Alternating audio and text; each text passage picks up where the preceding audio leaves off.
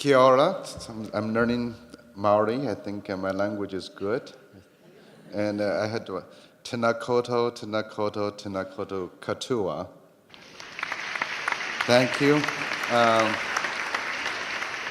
I came from China. It's my village is Shanggong Yuanzi, did very well, and I had a river, but I never knew the name, so I can't tell you which river. It's from Sichuan province, so it's a long way.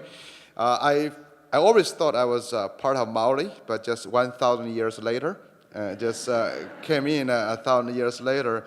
And actually, when Judith, the first day, and she told me about the conference in Maori is Hui, right? Hui. It's actually that's exactly the same Chinese word. It's a Hui. So I think that's something. So I'm very happy to be at this Hui and to talk to you about this. It's great. And I've had the privilege of staying in New Zealand for a week. I've been to almost every important city, and also the other ones, the more important ones, I haven't got to. You know, it's there.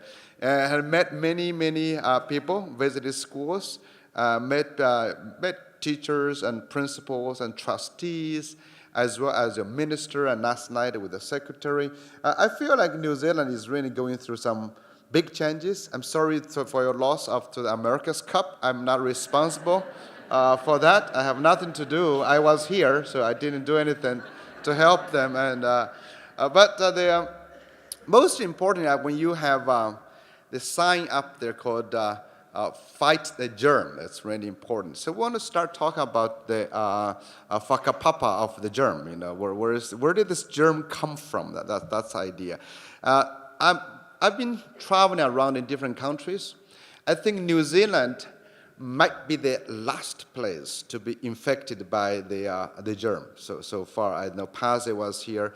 I saw that you have a good immune system. It's you just get the beginning of it. It's so when I look at that international teaching conference, you should really have a quarantine at Auckland Airport. Anyone associated with Andrea Schlecker should not be allowed into this land. It's because the whakapapa, the beginning of germ, really has a lot to do with the pizza. Pizza is strongly responsible for that. That's my village. I grew up in this village, and now that's my national standard in my village. I wasn't good at my national standard, so I left. It's I confess I am a failed peasant, and I'm a utter failure because I couldn't manage the water buffalo. So in my village, our national curriculum. Our village curriculum was driving the water buffalo, and I know here is numeracy and literacy, but in my village is water buffalo numeracy, water buffalo literacy, and that it's not easy. I don't know if you tried this. If you should give it a try if you haven't. And I did not meet the national expectation, and so I went to school instead, and ever since then I left, and I'm kind of glad. So my father was not extremely happy at that time because I brought home shame. I couldn't drive the water buffalo. As some of your children who are not meeting the national expectations, but that's really, in many ways, to think about our education. Why do we have this germ? I think this is the beginning of the germ of the reform. Why do we want charter schools, national standards, national testing? Why do we have them? Because we've been following this paradigm, this education model. That is, we start by describing what we think our children should be like after 5 years, 10 years, 12 years, 13 years. We describe. And we call that skills or knowledge that will make you successful or employable in life. That's what we think. We have always had this goal prescribed. Before you had that description, I call employable skills, can come in the form of national standards, national curriculum, whatever it is. It's something we call the outcomes. We always want our children to become like this. And then in the process, we want to make sure our teachers our schools and our school principals can deliver what that prescription is. And in the delivery process, we want to disregard any individual differences. We don't care about your individual passion, your background, your cultural background. We don't really care. We want you to be the same. Because what we desire is a homogenized product, which we call sausage. Okay? So we want sausages. We want that. That's it's very much the idea. If you want to think about it, I want to simplify it for you. The other way to think about it is this. Assuming New Zealand want to win the next America's Cup, I'm sure you do, right? So you want strong people, right? So you want mandate all New Zealand citizens shall be 1.9 meters high. That's your national outcome. It's a good target to have, right? So what you're going to do, you will hold all parents accountable for their children's height. We have a national standards of height. It's something good to have. Then we have parents. Then just in case some parents don't work hard enough, we have an annual expectation, annual measurement of their children. And every August, I don't know, maybe August is a good time to measure children. And we measure them, and every year you shall grow 35 centimeters. And if you don't grow 35 centimeters, we'll take over your children and your family. That's basically the idea. So that's how we think our education is supposed to do. And not only that, how has this become global? Because then we have a global competition of sausage making. We call the pizza. We want to say who is better at making sausage and faster and with less cost. Remember those? That's how we start this competition. And, that's the kind of a competition we have. I found all this global competition just absolutely fascinating. But we also want to be very careful. When you choose a goal, a national goal, we have to be very mindful of the outcome. Is sausage what we want? Or you happen to enjoy some bacon? That's how we start with this whole idea. Is a good outcome? There's another island. It's called the Easter Island. That's close to you, right?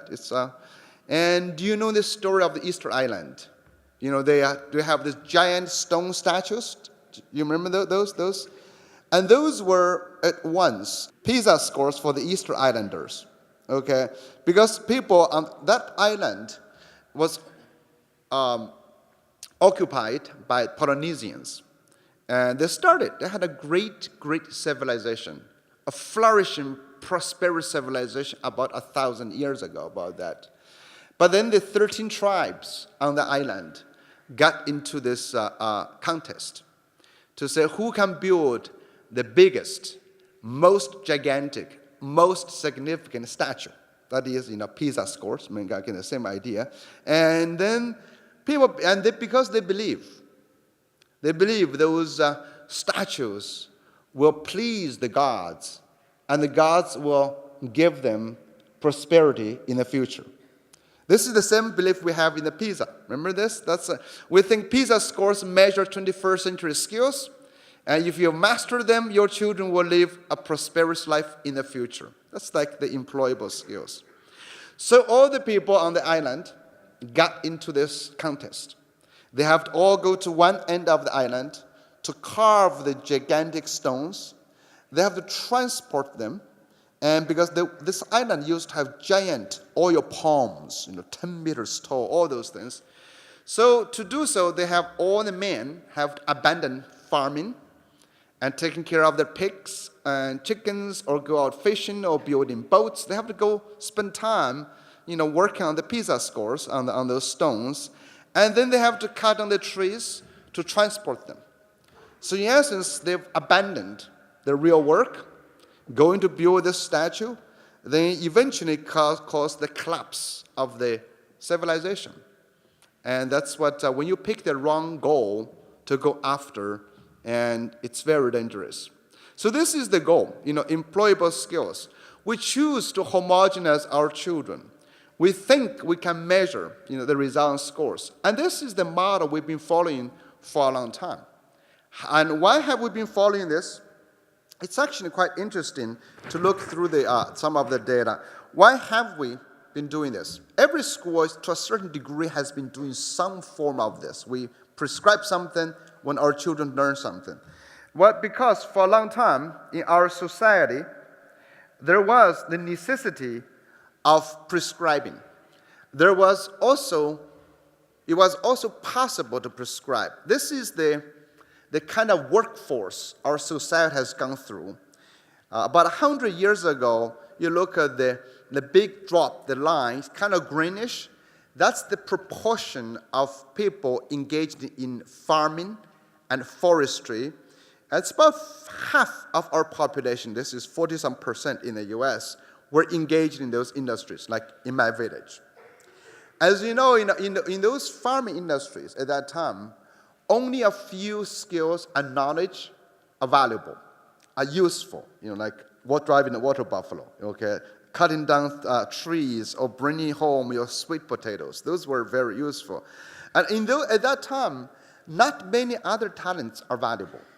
Not many other talents are valuable. I would say Lady Gaga would be useless in my village. And she would be utterly useless. What can she do unless she can drive the water buffalo? I don't think she can. I don't know. She hasn't practiced at least. And then, so we had this, we don't have much need for other talents. The talents we need was very, very constrained. And therefore, we could prescribe the outcome. And also the society at that time doesn't change very fast. In 50 years, you still have the same knowledge, the same skills. So we do this. Then Industrial Revolution and turned our society into industrial societies. This is the developed countries. Then we become the working class. Means we become employees. We go work for somebody. And where were most of the work? It's on the assembly lines. We put things together. On the assembly lines, we also needed you to have similar skills. Millions of people to have similar skills. Again, on those assembly lines, whether you're putting cars together, or you're building houses, or you're an electrician, you follow orders. We do not, again, need exceptional talents. Imagine buying a car assembled by Lady Gaga, you'd be very nervous. So you don't want that, okay? So we want people to follow orders, have the basic knowledge, similar skills. Therefore, we think what's important? Literacy, numeracy, we think those are important to follow orders. So the rest of other talents are not very useful. So that's how we started. So this old model have traditionally always been like that. We can predict, and we know people need similar skills, and we also do not want people to be creative or passionate. Because on the assembly line, we don't want you to be passionate. Remember, if you're creative on assembly line, it's very dangerous. Okay, you're passionate, it's horrible. We don't want you to talk too much to the car.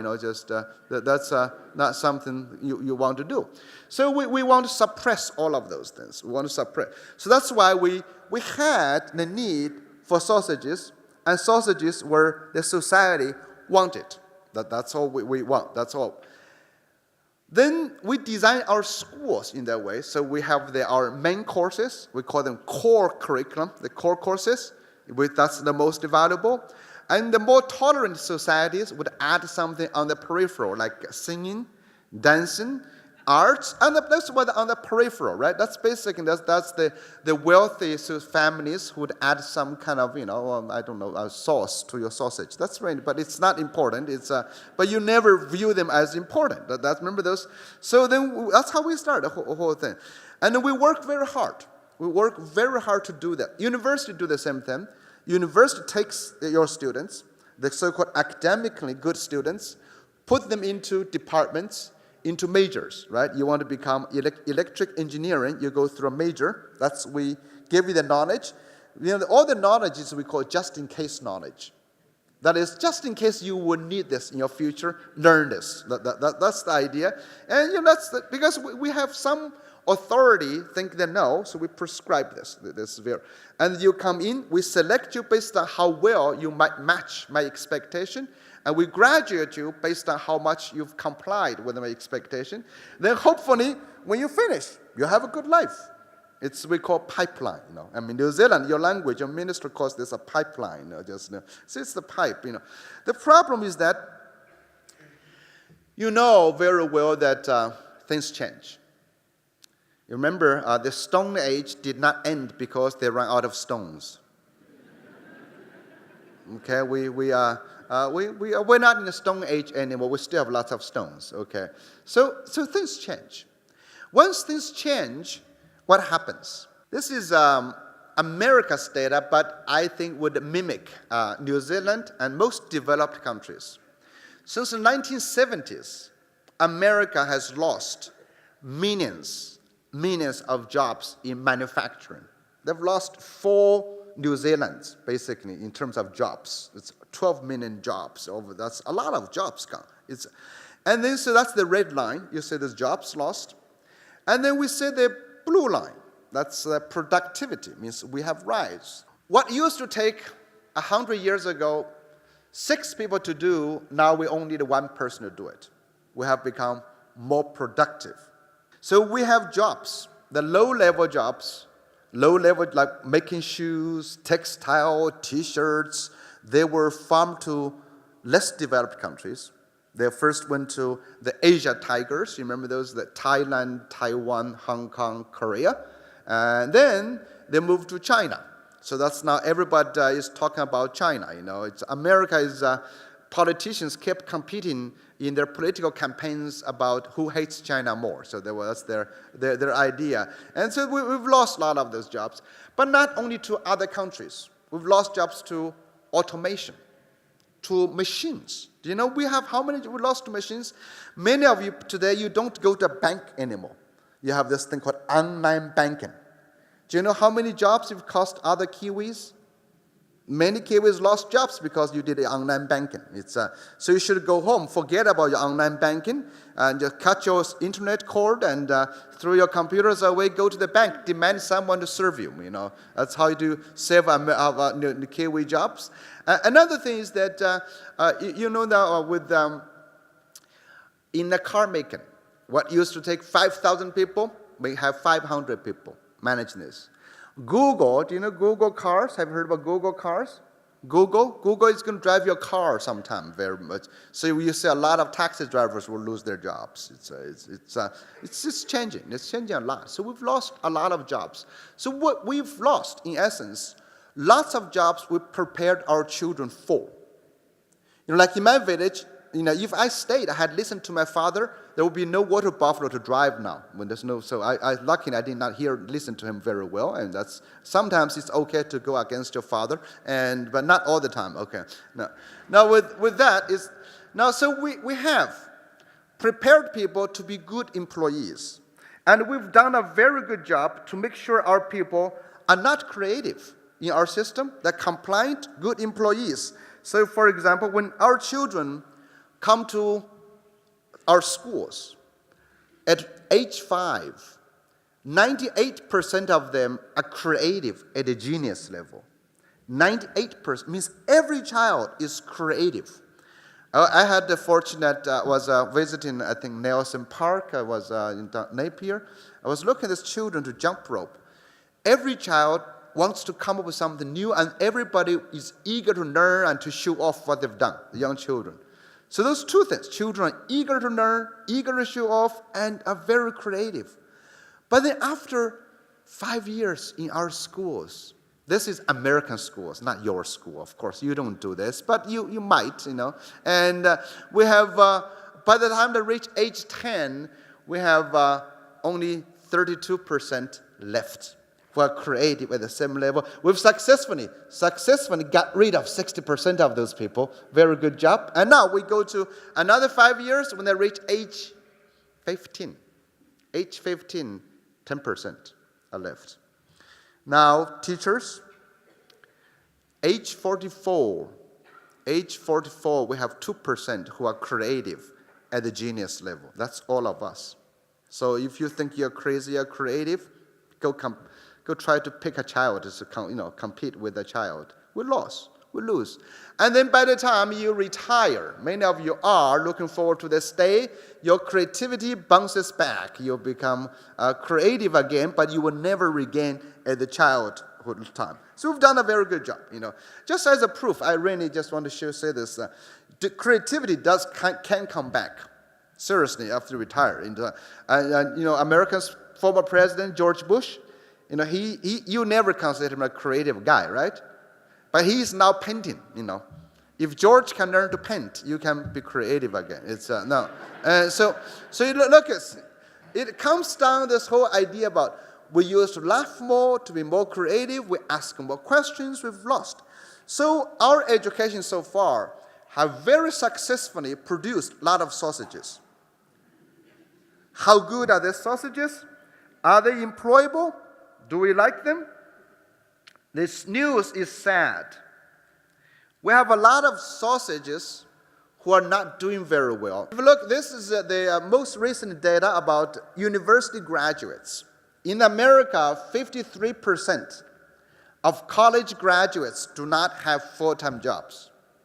China is graduating 7 million college students each year for the next few years. At least over half of them don't have a job. In Korea, the president said, just skip college. It's not worth it. And in Spain, in South Africa, globally speaking, some of our best students are youth. Our so-called well-educated youth do not have jobs. So we promised them something good at the end of the tunnel. They've gone through the tunnel, they've paid the money, they finished homework, they scored well on all the tests, and they got there, and nothing is there for them. In America, on average, each college student owes $23,000. So what's going on? Well, very simple. We need bacon now. We don't want to eat sausage anymore. So that's what happened. Remember I was showing you those graphs. We lost those jobs. The jobs our schools were aimed at preparing for are gone. Because those jobs were low-level manufacturing jobs, low-level routine jobs, jobs you can follow orders, jobs you can follow directions, jobs that can be replaced by machines, jobs that can be outsourced to other countries. So our education today, all of us, face a new challenge. Our new challenge is to produce the new citizens. Who are the new citizens? Educators, all of us, are all responsible for producing the middle class. That's all our job, all of us. We have nothing to do with the top class. The top people like Steve Jobs, creative people like Lady Gaga, we have nothing to do with them. We always produce the middle class. Those extremely creative people, they are there. You don't have to do anything with them. As long as you don't put them in jail or kill them, they become creative, But they existed many years ago. Human society, we've got about maybe 5% of them always like that. They are restless. They come in, and in many societies, we treat them as rebels. We treat them as we suppress them. We don't like those people. So that's why. If modern capitalist society said, fine, we'll let you do it. Then you become powerful people, wealthy people. That's different. Just to show you how we never liked those creative people, and I'm so happy I can show you this without getting in trouble. This is from the Bible. It's New Zealand. It's one of the free places I can talk about the Bible without getting in trouble. And this is if you go to in America, it's very dangerous. I have to tell you. Now, in the Bible has no mentioning of creativity or creative people. Do you know that, right? And so in the Bible, what does the Bible say about creativity? In the Bible, creative people are called rebellious people. Okay? So what do you do with rebellious people? So here I read to you. It says, if a man has a stubborn and rebellious son who will not obey the voice of his father or the voice of his mother or the voice of the minister, and A stubborn term today would be resilient. Right? You would change a term called resilient. Have a resilient and creative child, basically, who will not obey the voice of authority. What are you going to do? So this says, and the father and mother shall take hold of him and bring him out to the elders of the city at the gate of the place where he lives. And they shall say to the elders of his city, this our son is stubborn and rebellious. He will not obey our voice. He's a glutton and a drunkard. Do you know how dangerous it is? You're simply creative. Now you're drunk and gluttonous. It's not very much data-driven. It's a smear campaign. But then there's all the men of the city shall stone him to death with stones. That's very harsh. But it's a bad English sentence, right? Stone him implied a tool already. Why do you do it twice? Stone him with stones. But anyway, so we shall not pick any mistake with the Bible. It must be right. So you shall purge the evil from your midst, and all Israel shall hear and fear. And now, that's so true. Creativity as a concept was only mentioned in books after 1920s as a concept. This is from Google Books. If you go to Google Books, there are millions of books in there. You can find out when an idea has begun to be written about. So creativity as an idea was only written about after 1920s and began to jump after around the year 2000. So only after the year 2000 we think creativity become important because we've lost all other jobs there. But we have been writing about children for a long time. There's a number of mentionings of children in Google Books. Do you say Google children versus creativity? So we have been writing about children for a long time, but I can assure you we have not written about children, about their creativity, how to raise them. We have been written about how to stone them. That's discipline, we call management, right? That's how we write about this. So we have this dramatic shift.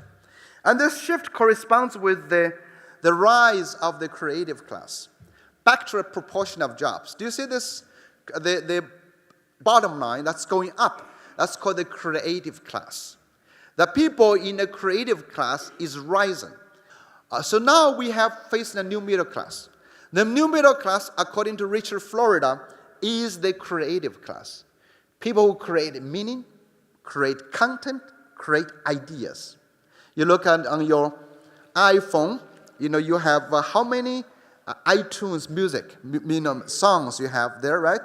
And look at apps, like the content we create. How many TV channels do you watch nowadays, right? It's completely interesting to look.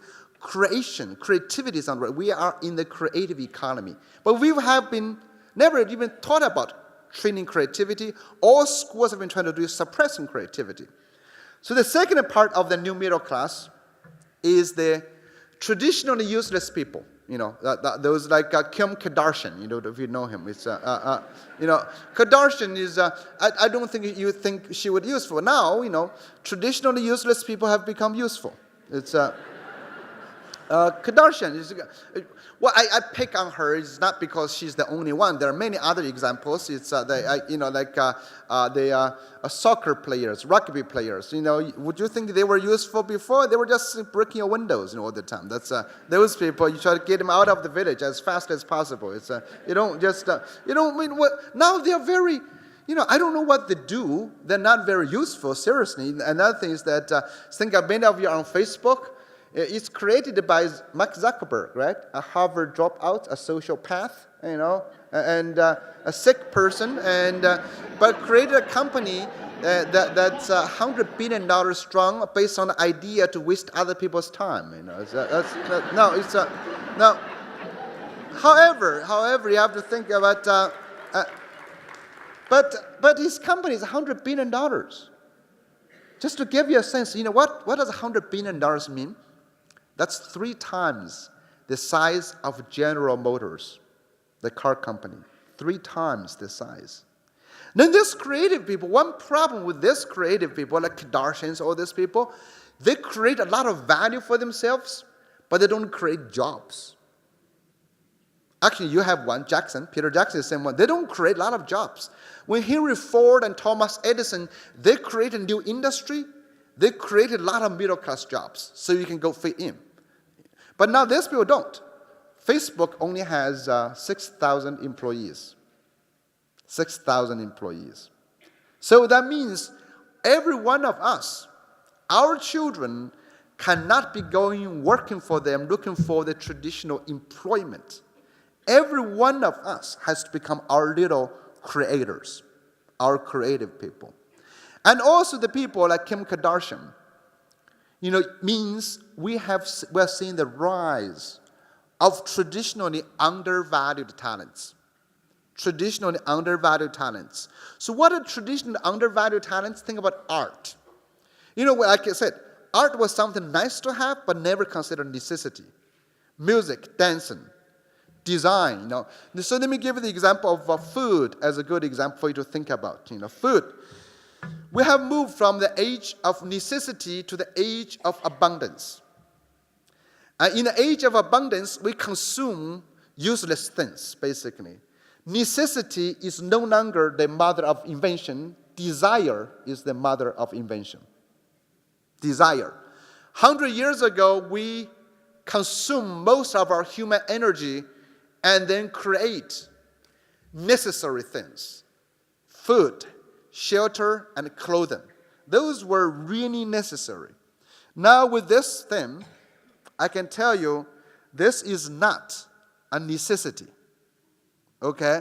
And I kept telling my daughter that this is my daughter. I said, you will not die if you don't have an iPhone 5. She's 15, and she's actually my compass for thinking about how education matters. So when I look at this, it's not. But we consume different things. Food is a good example. In my village, the age of necessity, we really consumed food.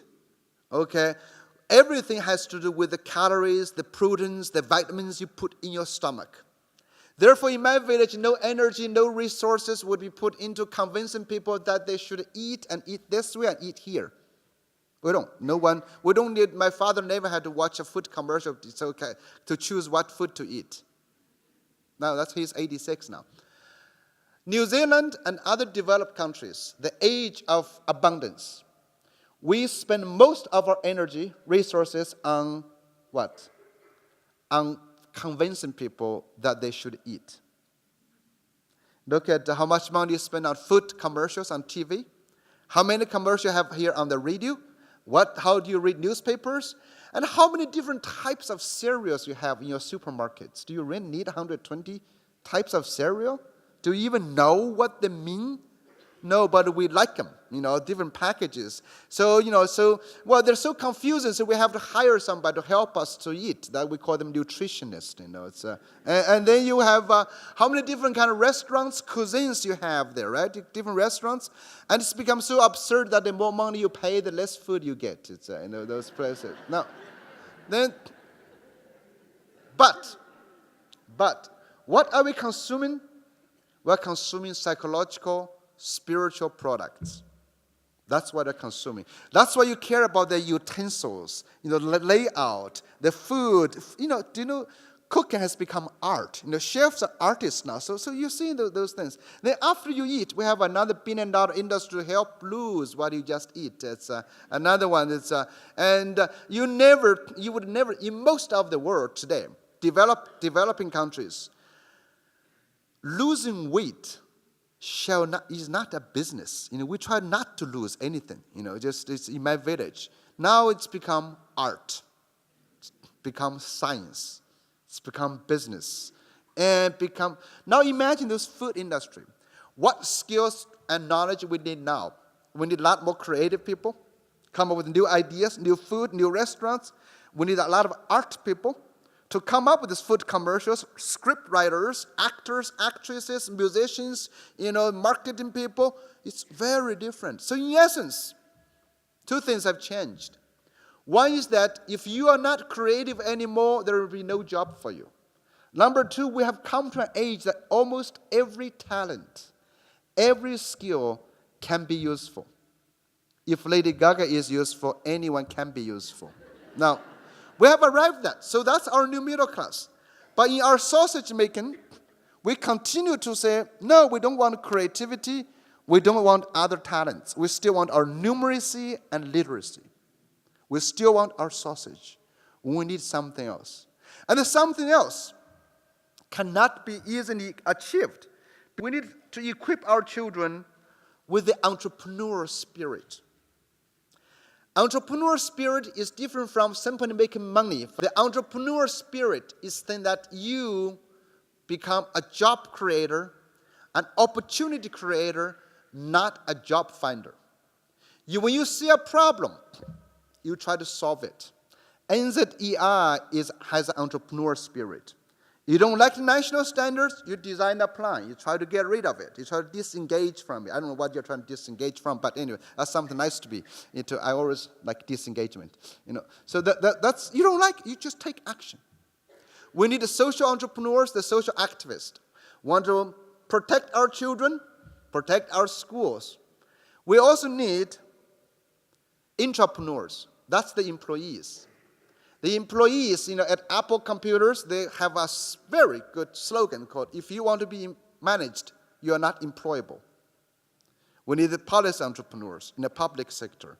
So from private businesses to traditional nonprofit organizations, we call them social entrepreneurs, to traditional companies, to the public sector, government, we all need this entrepreneurial spirit. That's what we all need. That is, people will take actions, will not just follow orders or comply with the authority today. And this is extremely true today. We have so many problems socially, globally speaking. Our children can no longer simply become consumers of knowledge and compliant followers of directions. They have to take action. Just one quick example. Steve Jobs. He became an entrepreneur, like it or not, because he was creative, but more importantly, he was one who takes action. When he saw the large mainframe computers, he wasn't happy about it. What did he do? He tried to come up with a solution to it. So that's the spirit. We need a resilience. We need a creativity. So this is what we need, the entrepreneurial qualities of today. If we want our children to be successful, our children to lead in the future, then you need to have confidence. You cannot create without confidence because you are always trying to, please the authorities. We need people who have social abilities. They can make friends. You can take risks. You have to pursue passion. And if you're not passionate, you cannot start up some new ideas. And we need a lot, of course, creativity. And all of this are social human elements, human characteristics we have. We sometimes call them non-cognitive factors in life. And actually, if you go to any business today, most business people will tell you that we need people who can collaborate, people who can communicate, people who have passion, people who come up with their own ideas. It's not about, I need your math scores or science scores or numeracy scores. So these are human. But our traditional sausage maker tried to suppress all of them. Remember, we wanted mechanical human beings as employees. That's what we want to do. We try to get rid of them. So the more successful you are as a sausage maker, the more successful you are at getting rid of these human qualities. So that's what I call the side effects of education. So I want you to remember this one. When people, especially when government talks about, we want the basics. We want numeracy and literacy. We want this. But you want to say, okay, I want to remind you, when you get those things, you might lose something else. You might lose. There's side effects. Like when you buy medicine. When you buy medicine, there's always a warning label. Buying Tylenol, that's one says, can cure your runny nose, but can cause drowsiness, so do not drive, especially in New Zealand on the coastlines. You get, drop in the ocean. But now, in reading, in education, I haven't seen any policy coming out. You should go to your Minister of Education, ask, what are the side effects of the national standards? What kind of warning label would you put it on it? I know as early childhood education, educators and primary school principals, you know, there are some reading materials or reading programs. When they claim, they said, well, they should come with an honest warning label. It says, these materials can improve your children's reading scores, but can cause them to hate reading forever.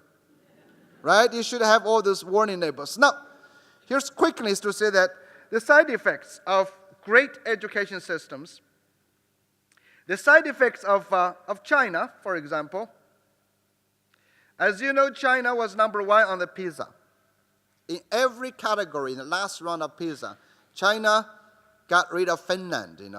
Finland was getting boring anyway, so you pick a different one. And China took #1. But China's #1 status on the PISA comes at the cost of no Steve Jobs. Chinese Premier Wen Jiabao has been saying China must have a Steve Jobs. China is running out of people, because we have one-child policy. China's labor price is rising. We've consumed the population dividends. What we need is creativity and innovation. But China cannot have a Steve Jobs. Why? Because the sausage making is so powerful that got rid of it. Steve Jobs, statistically speaking, China was 4 times the population of America. China should have 4 times the number of baby Steve Jobs born in China, right? Don't you think? But that happened because lost. China was 20% of the world's population, 9% of the world's GDP, 12% of the research and development expenditure, but only 1% of the patents. They blame the education, the side effects. And not only that, almost every other country have seen this cost of the side effects. Take confidence as a good example. As you know, there's another study beside PISA called TIMSS, Trends in International Mathematics and Science Study. You may have heard of this one. That's as large. It's older, actually started in the 1960s. It's like the PISA. And it measures math and science and sometimes literacy by the same organization. And on this test, they always ask about children's confidence. Are you confident in your mathematics? So look at this data. We say American students in 2003, as usual, their math scores are below Asian education systems. Singapore, Hong Kong, Taiwan, Korea, Japan. But American students, despite their mathematical ignorance, they are very confident. So American students outconfident everybody. That's what we face, all of this. So this is the idea we all see in this. What we basically see, this model goes on forever. It's this negative correlation. Countries produce high math scores, produce lower confidence, produce lower enjoyment. And this data recently came out again. In the most recent TIMSS data, I picked the top 5 countries. They're all East Asian countries. They score very high against the Anglo-Saxon countries. By the way, New Zealand is not any better than other Anglo-Saxon countries. Look at this. Main culturally speaking. So what we found out is, in essence, it's what I call it's a matter of utensils you use to eat. If you use chopsticks, you score well. If you use spoon, you have trouble. That's how you. Now you have but look at the 3rd column. In Korea got 8th graders 613 points, highest. Only 3% of their children think they can do well in mathematics. Remember, if you have no confidence, you can't really become a mathematician. You need that. So how successful they have been by making them lower the confidence. How do you do it? You do ranking. You give children testing, you rank them all the time, then you are going to be worse than, 10 million other people. So when you bring the PISA in, that's going to be dangerous, especially if your individual students get into testing. No matter what kind of testing is, once you attach a score, you're going to hurt people's confidences all the time. So that's how it happens. And then that's why after this data was released, all the Asian countries reported their children lack of confidence, lack of enthusiasm, lack of interest. They are not talking about celebrating their high scores because they believe it is the confidence, it is the interest, it's enthusiasm that matters. And Finland had the same fate. Finland students' science scores was number 1 in 2006, but their students' interest in science was below OECD average. That's why Finland was worried about this. When children have low interest in science, you are unlikely to become a scientist. All the PISA, so all the negative correlations. And if you go on with the entrepreneurship skills, PISA scores correlate negatively with all countries' entrepreneur activities. Your high-scoring PISA countries have lower perceived entrepreneur confidence. Means they're not going to become entrepreneur. They can't become. So how do you get rid of people like Lady Gaga? How do you get rid of people like Steve Jobs and Lady Gaga in the sausage maker? You're trying to do this. You're trying to judge a fish by its ability to climb a tree. That's what we're trying to do. So now, I want to end this, give you something to think about. So we start by talking about national standards, about germ. Ultimately, education is not about making sausage. Ultimately, education is about children, about like my daughter. What is about her? I think we have a simple goal in my mind.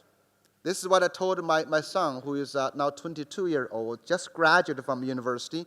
When he graduated, he was very un-Chinese. He majored in art history, which is a big problem for many Chinese families. And so when he graduated last summer, I told him, I said, I don't care what you major.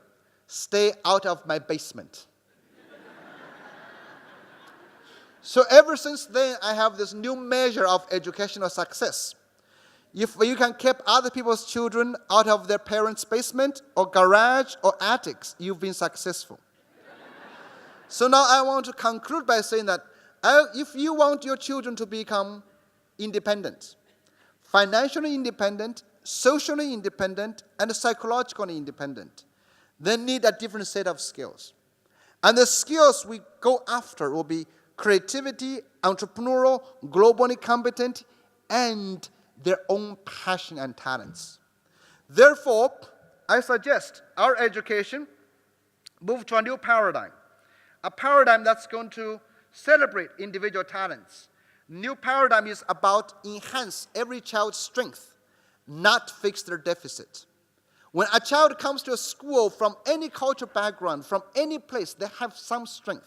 When you look hard, behind every deficiency is something great. You just not have recognized that.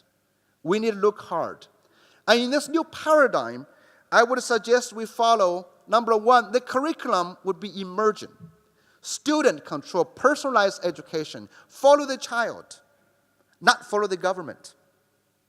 And number 2, we have to engage our children in making things.